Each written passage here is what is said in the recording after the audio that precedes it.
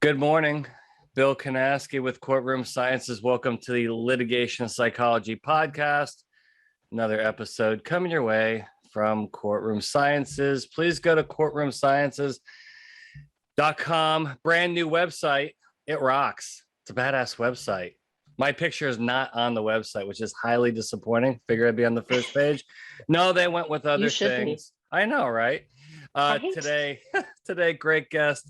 Chantal Roberts of CMR Consulting.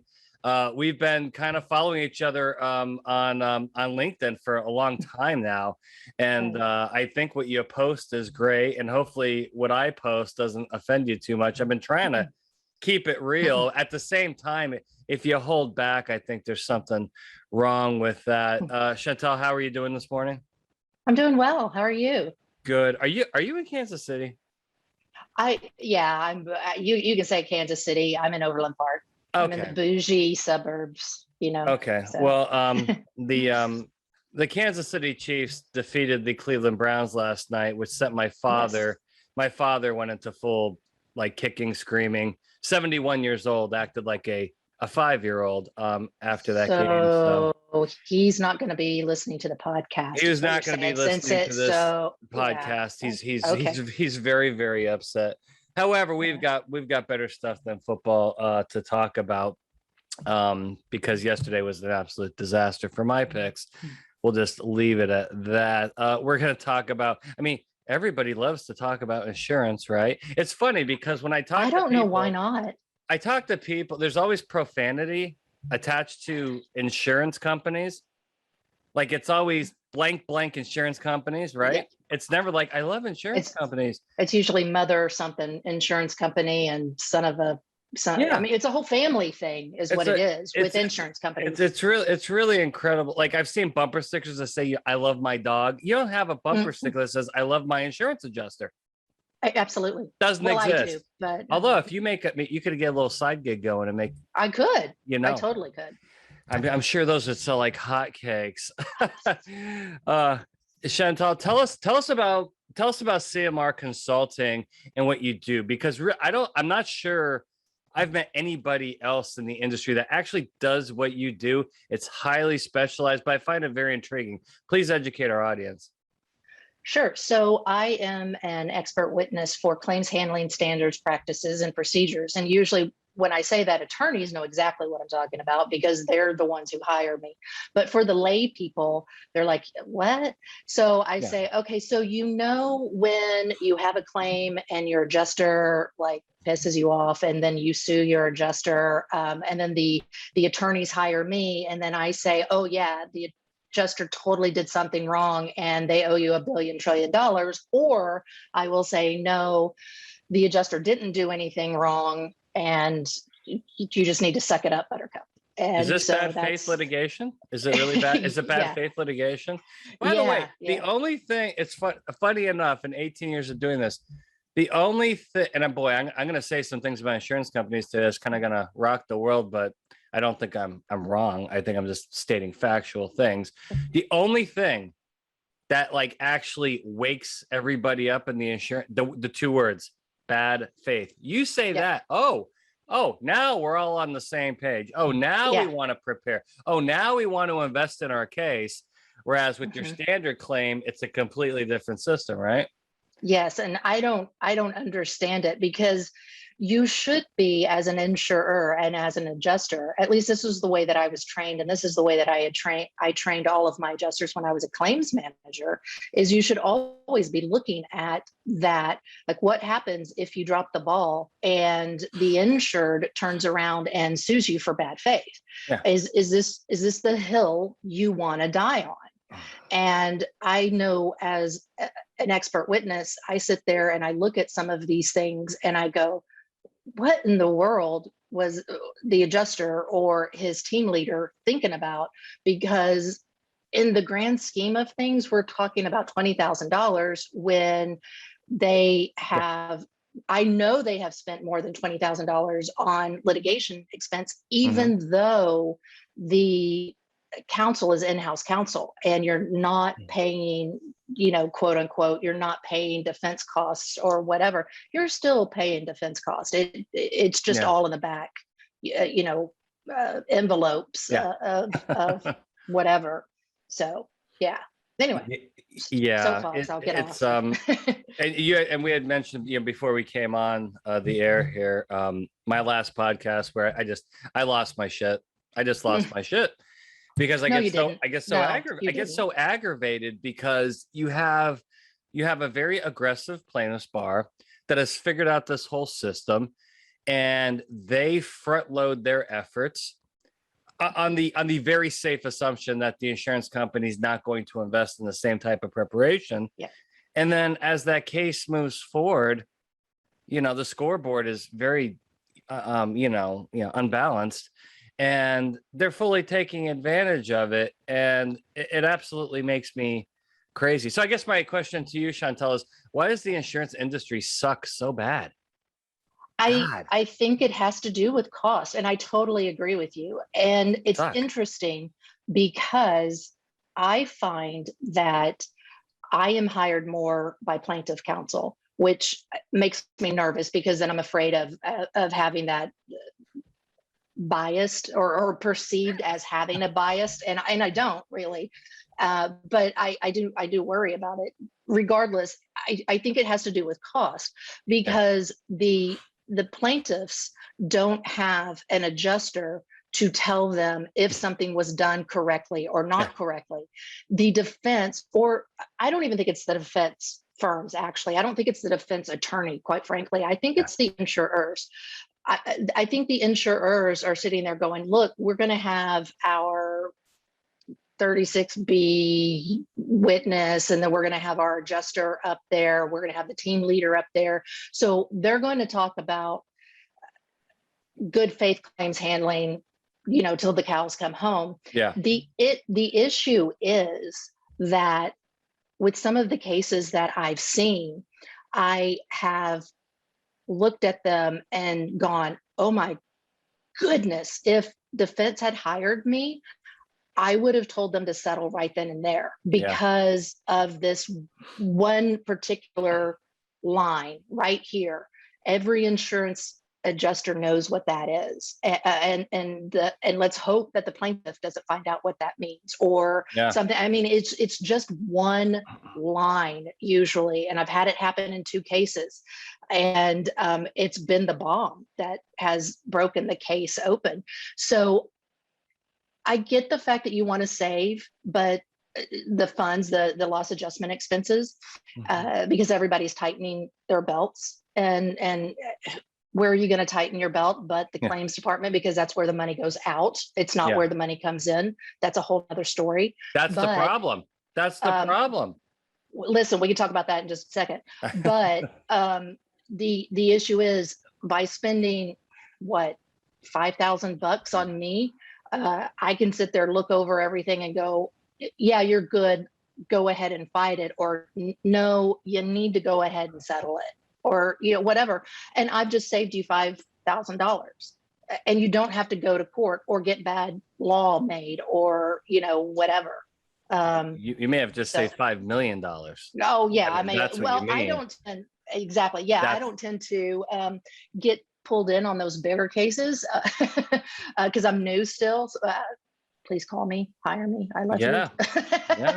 Hey, but it's all about the average. It's so we actually have a similar job in the fact that we are an investment, right? That has relatively speaking a extraordinarily low cost upfront for a massive cost savings. But let's go back, follow the money, right? You got to follow the money. My dad always told me, he's like, you ever want to learn something, just follow the money. You'll learn everything you need. And that's been really, really true. And when you follow the money, again, the claims department we were talking about on the other podcast, they don't get to hold, I call it, they don't get to hold the trophy, right?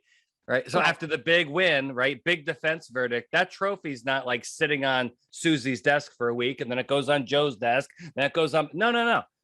They don't see any of that. They're just on to the next claim.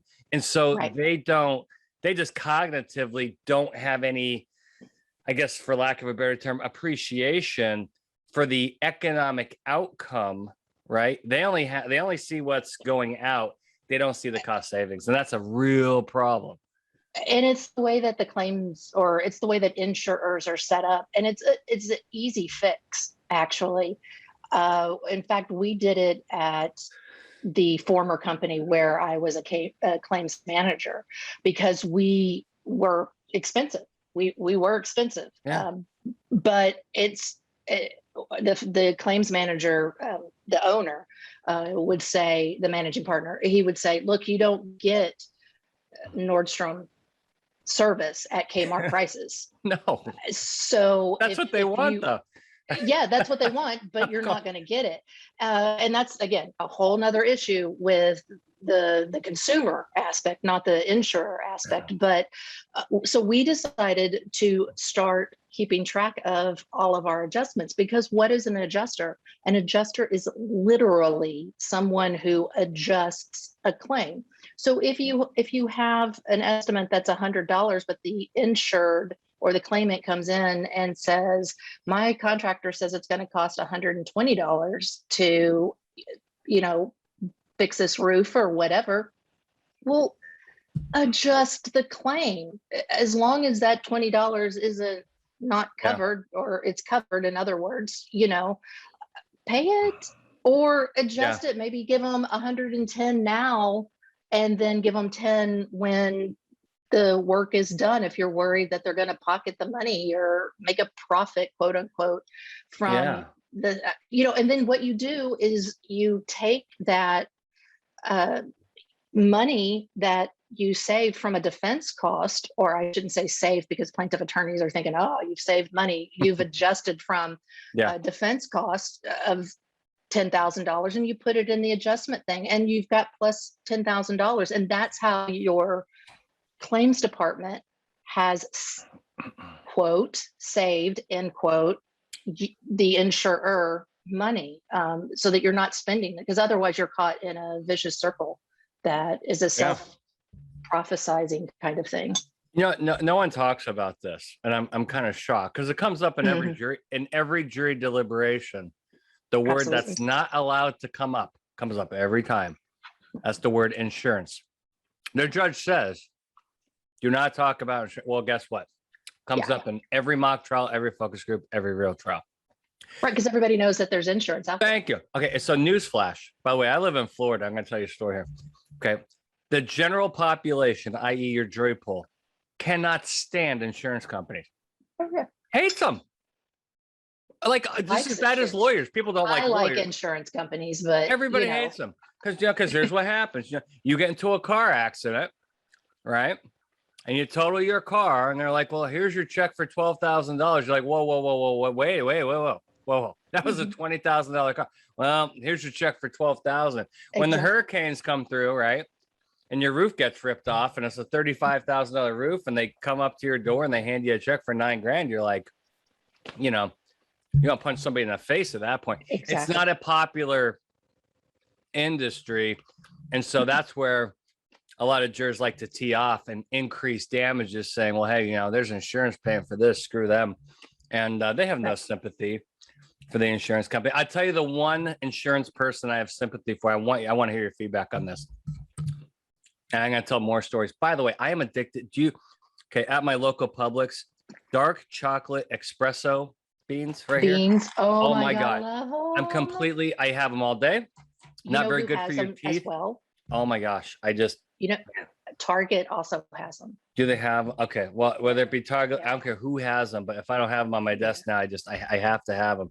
Back to my story. So there's one person I feel sympathy for in the insurance industry, right?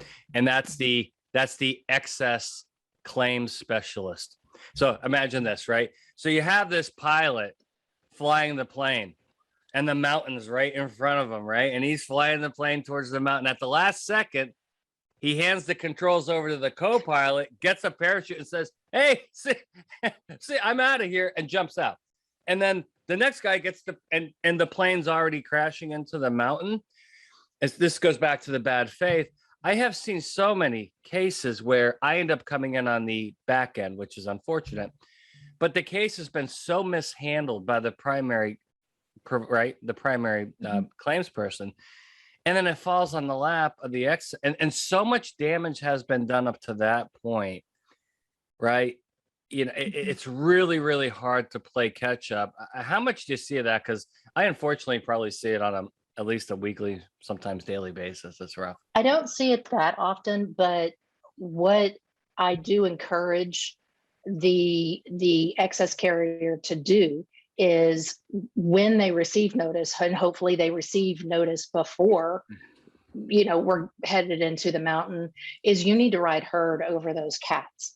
And as hard as that is, in fact, I don't remember who I was talking about this before with, but that means you call on a monthly basis, hey, underlying adjuster, what's going on? Send me your report, send me the defense reports or whatever. And that way, if you don't like what's going on, so I maybe don't have as much sympathy for the excess carrier unless they did just get it over with. It's like, oh, hot potato. And then in that instance, you can easily go back, and I've represented actually someone in this case because the defense counsel in my world, since I am usually retained by plaintiff, a lot of it, defense counsel, opposing counsel will be like, oh, so you only, and I'm like, no, I have been hired by insurers who are suing other insurers, either for subrogation issues, but one of them happened to be an excess issue where the allegation was the underlying didn't turn it over soon enough. So the overlying, the excess, got stuck with this $3 million, thing. And so, if that's the case, then you can turn right back around and sue for bad faith against the underlying carrier or whatever. Yeah. I mean, there's that. I've been stuck in the middle of so many of these, but you're right. It's the quality of the reporting upstairs is really important. And then the other thing I've seen, which is, again, it's so frustrating, again, from the excess point of view, is that, so the primary is kind of getting to the end of their coverage, right? And so the excess, right? It's like, I need the controls now, but I can't have the controls now. It's like, let's do this mock trial now, or let's do this focus group. And the primary is like, well, I still have some money here. And the excess is like, I know, but I don't want this disaster when I take over this.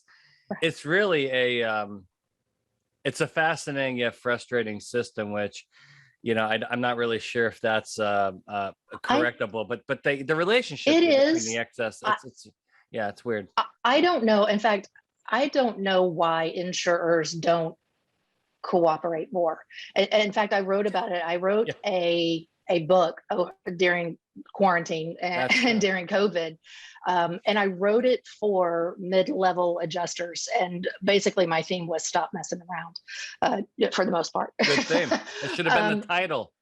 But the part of the thing that I talked about in one of the chapters is the issue between the flood insurance and the wind insurance, especially when you get hurricanes, right? Yeah. Because I handled Katrina claims, and during Katrina, the Department of Insurance in Louisiana changed the rules on us, because used to, you could just go, that's the flood line, so I'll pay everything above there, or I'll just go 50%, boom, 50% flood, 50% wind, or whatever, and let the pieces fall where they may.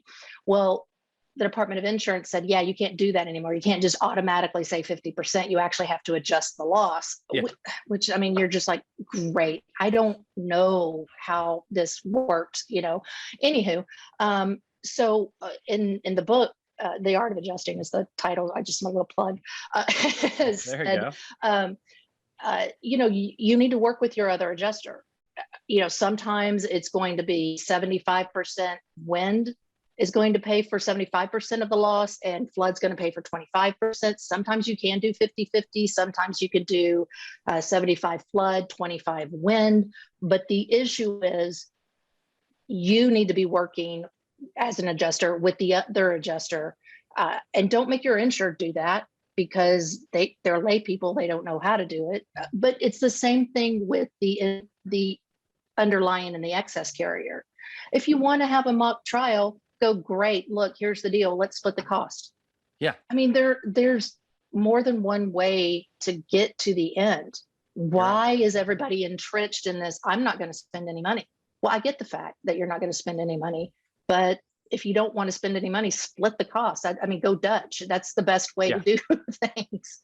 No, I totally agree. And I think more cooperation is necessary, but it's kind of like they mirror the defense bar. The defense bar doesn't cooperate with each other. They don't talk to each other. They don't even like each other. It's crazy. You say that, but I'm a member of DRI and they're all like buddy, especially when you get them drunk. So I'm just saying well, I will agree. I think you have to wait till the happy hour for that to happen. And it's 1 weekend a year. But in reality, when you really compare it to what the plaintiffs bar is doing, they do share a lot more. They have an exceptional communication network and they help each other literally on a daily basis. Whereas if someone in the defense needs help, it's, because they're all competing. I mean, I get it at the same time. So we're trying to change that here at Courtroom Sciences to help the defense bar to be more proactive, communicate more, particularly in the trucking industry, top targeted nuclear verdicts. So, something to think about too. Like I was thinking about this while I was riding my bike this morning, trucking issues.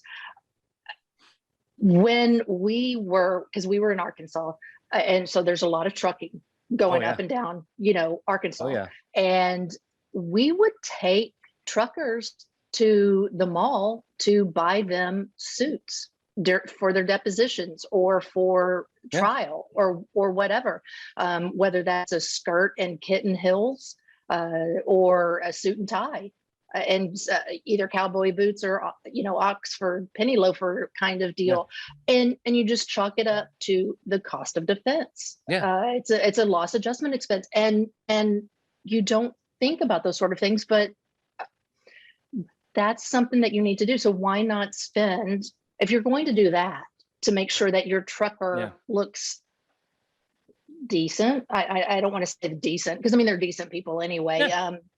Professional, or they're showing respect to the court or something.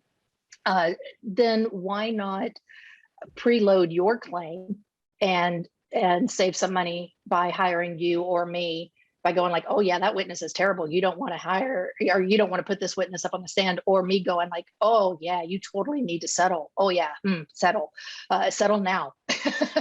Ask how many zeros you want behind that number, or go, oh yeah, take it all the way up to the Supreme Court. I don't care. That kind of thing. I wrote this down this note because this is a fact, and I want your opinion on this. Okay, mishandled files cost a lot of money. Absolutely. Okay, number one. Number two, what's the proportion of mishandled files? I just want your honest opinion on this because I'm not sure what the answer is, because I've seen a lot of very hands-on insurance companies. I've seen a lot of very hands-off. What's the proportion of it's a completely unfair question, by the way. Proportion of mishandled files that are due to just having too many files. You talk about buckling your belt, saving money. Another way to save money is to cut down on staff, multiply files amongst your staff. How many files just slip through the cracks? And by the time they figure out they have a problem, it's entirely too late because the claims person's overwhelmed. Oh yeah, that is a huge, huge issue. And in fact, there is a book that I like to quote in some of my reports where we talk about the fact that having an adjuster who is overworked is actually unethical, because we as adjusters, I think in 33 states or something like that, we have licenses, just like doctors, just like attorneys, just like clinical psychologists, just like anybody. So we are white collar professional people, and we're expected to carry out that kind of work.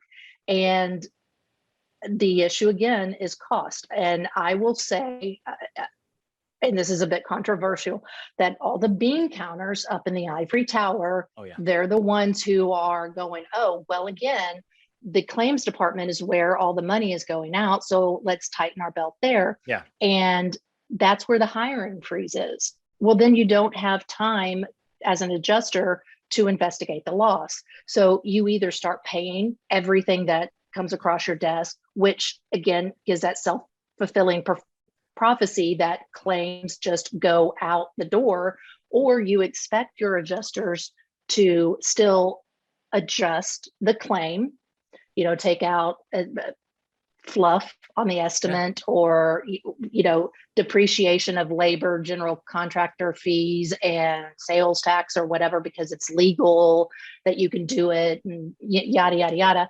And then the adjuster gets behind, and so they get overworked, they miss deadlines, and they get sued, and they get frustrated because they have no support from anybody else. So they leave to another insurer who is in a different cycle. They're in a hiring cycle.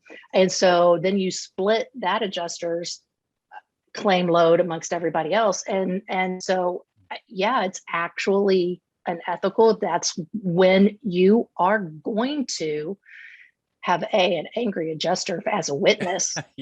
And say, well, I don't give a hoot about what happens to my boss because they overwork me. So what are they going to do? Fire me? They can't fire me. I'm one of 5 adjusters handling 5 billion claims, or whatever. Yeah. So it's a huge issue, which makes me always wonder why you don't have claims people in charge of whole insurers, because as I've always said, the claims department is the promise keepers of the insurer. The underwriters write the promise, which is the policy, agents sell the promise, but it's the claims department that keeps that promise. So if you want someone heading the company that keeps the promise, not someone who is trying to balance, not to say that they shouldn't be, for profit, because insurers are for profit. But you mean what I know. I know exactly what you mean. All right. Well, this has been a fantastic podcast. Thank you so much for joining us. Absolutely. Thanks for having me. It's a topic that's not going away, so I'm sure we'll have you on soon. And I want to do more panel formats so we get 2 or 3 people on here, and then we could all duke it out. But until that happens, Chantal, tell our audience, if they need you, how do they find you? How do they get a hold of you? Sure. They can reach me by telephone 913-335-0612, or email cmroberts@cmrconsulting.net. And I also have theartofadjusting.com, so you can find me that way as well, because that was the name of the book. And you're on LinkedIn. You're very active on LinkedIn. Yep. LinkedIn, Insta, woohoo. All of those fun things. I just do the LinkedIn. I don't do Twitter, no Facebook. I think it's ruining our society. And I don't even know what TikTok is. My kids shows me TikTok. I'm like, what the hell are you talking about? I guess I'm getting old. I am too. It's crazy. Get off my lawn. I know. I'm turning into my grandfather. Again, thank you so much for being on the podcast. Thanks for having me. Really, really fun. To our audience members, thank you so much. We are approaching 100 episodes very quickly, so we'll try to plan something special, but we will see you next time. Litigation Psychology Podcast, brought to you by Courtroom Sciences. See ya.